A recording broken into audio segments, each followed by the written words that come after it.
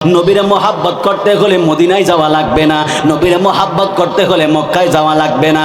নাই নাই টাকা নাই, নাই নাই পয়সা নাই, নাই নাই জাকাত নাই, নাই নাই সম্পদ নাই, নাই নাই বাড়ি নাই, নাই নাই গাড়ি নাই, নাই নাই ক্ষমতা নাই, নাই নাই মান ইজ্জত সম্মান কিছু নাই। ইয়া রাসূলুল্লাহ, ইয়া হাবিবাল্লাহ, আমাদের তেমন কিছুই নাই। কিভাবে আপনাকে মোহাব্বত করব, কিভাবে রওজায়ে আতহার নিয়ে দোয়া করব, কিভাবে আপনি নবীর রওজায়ে আতহার সামনে নিয়ে আমরা কিভাবে সালাত সালাম জানাবো।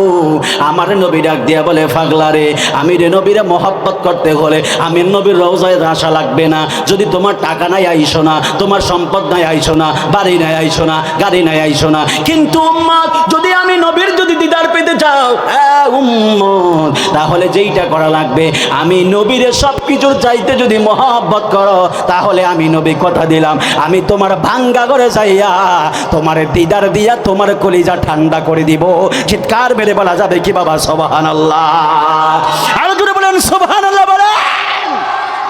এই জন্য বাবা জিরা আমার, হ্যাঁ ফতেপুরের বাবারা, একবারে গভীর মনোযোগ দিবেন। আমার নবী ডাক দিয়া বলো, সাহাবী, সাহাবী, আমার এই দামি উপহারটা আমি আমার একজন আশেকরে দান করব। সাহাবীরা ডাক দিয়া বলে, নবী গো,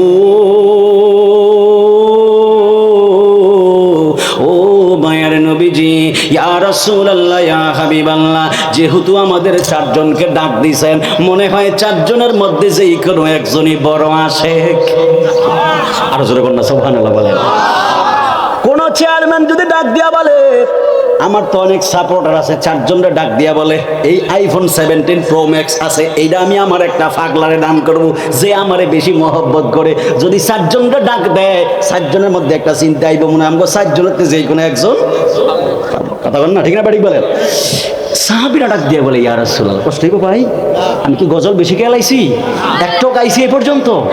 একটা কিন্তু গাই নাই, তবে গাবো, কষ্ট হইব আপনাদের? না, কারণ আমরা সুন্নি, নবীর শান আজমত যেইভাবেই গাই।